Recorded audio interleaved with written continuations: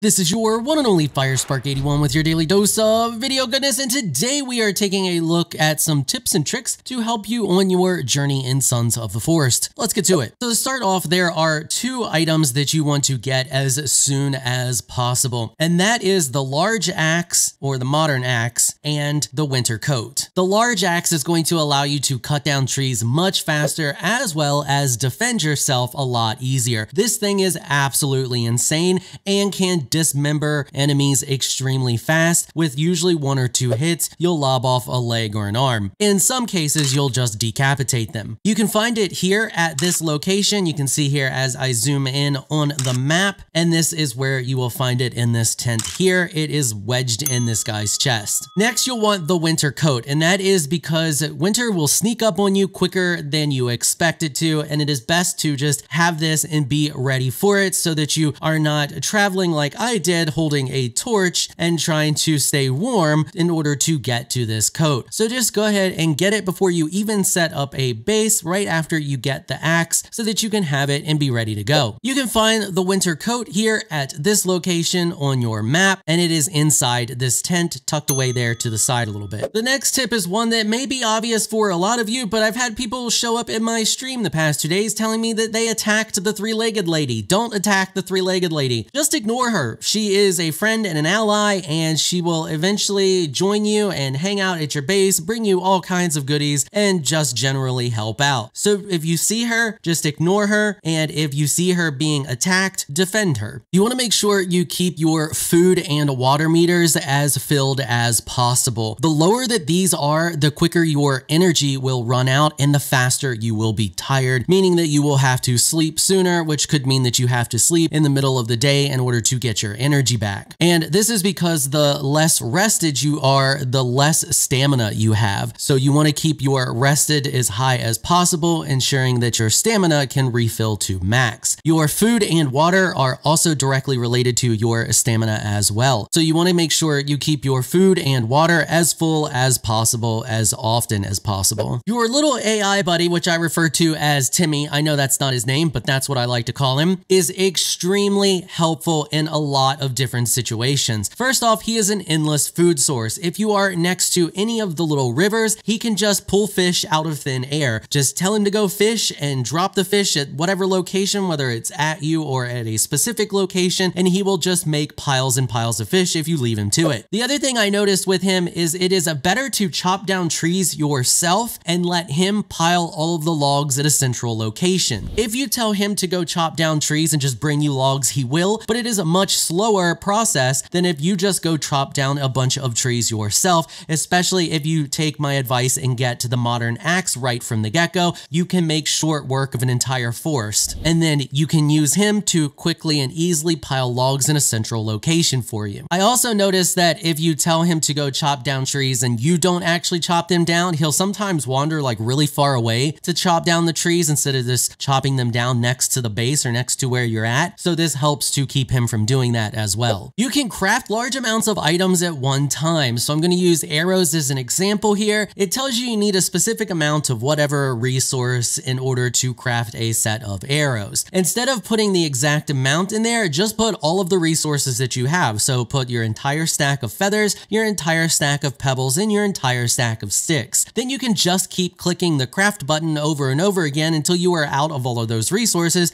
and craft the max amount of arrows that you can have. This just makes crafting a heck of a lot easier instead of like crafting one set, removing it, going back, adding more. It's just much faster. The cannibals can't swim. If they end up in deep water, they drown. That's the tip. Do with that what you will. You can use the middle mouse button to zoom in on your map. The game doesn't tell you this, and it can be a little confusing to figure out how to do it, so that's how you do it. Just click middle mouse button. When you need to quarter a log, stick it in the ground. This just makes it a heck of a lot easier to half it or quarter it, anything other than splitting it down the center. So you just look straight down and stick it down into the ground, and then stand back a little bit, look at it, and then you can choose where you want to lob off a chunk of it. There are recipes that use circuit boards. You can get circuit boards really easy by busting the radios that you run into, and sometimes you'll find stuff like laptops. If you bust those as well, you should also get circuit boards. So basically any electronics that you see, just hit it with the axe with the downward strike and you'll get circuit boards. When it comes to base defense, the spikes are one of the best defenses that you can create for your base. You may want to start off with just doing a defensive wall, but trust me when I say take the time to do the spikes instead of a defensive wall,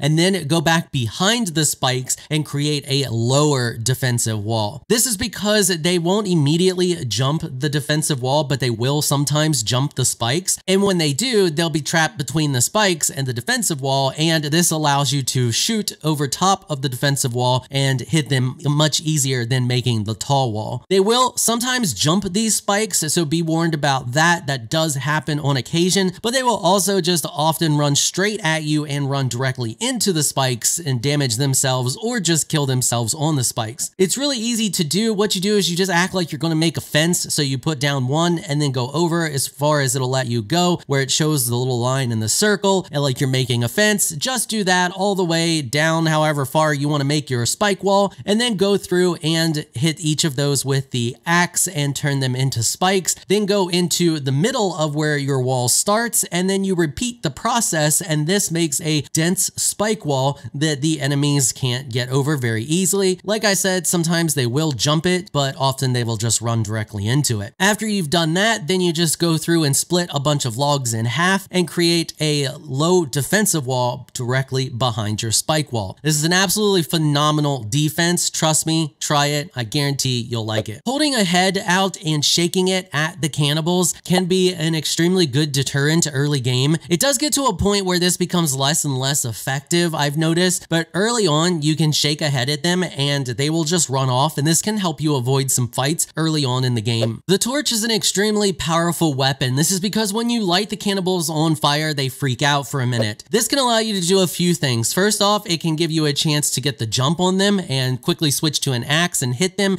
after you initially hit them with the torch. The other thing it can allow you to do is just run away from them. If they are close to you or attacking you, you can hit them with this and put plenty of distance between you and them. The other thing it's really good for is if you are playing with friends, one of you uses the torch, the other one uses the axe. It will make extremely short work of the cannibals because your friend hits them and then they are disoriented, and then you can just hit them with the axe. If you have the modern axe, you do insane amounts of damage to them and can just lob limbs off, as I stated earlier, so it can make super short work of pretty much any of the cannibals. Note that this tactic doesn't always work well on the mutants because the mutants aren't as phased by fire as the cannibals are. They still get lit on fire and take damage, they just don't freak out and get kind of stunned like the cannibals do. And last but not least, for some reason, I can't get a home marker to show up on my map building a bed or a base. However, if I put down a tarp shelter, the home symbol will show up on my map. I don't know if this is just a me problem or an everybody problem, but if you are having this same problem, I advise just someplace close to your base area where you are using the freeform building to build your base, just put down a tarp. This will create a home symbol on your map, allowing you to easily get back to and find your base. All right, and that is pretty much it for this one. If you got any tips or tricks, let me know down there in the comments section. And if you found this video helpful or informational,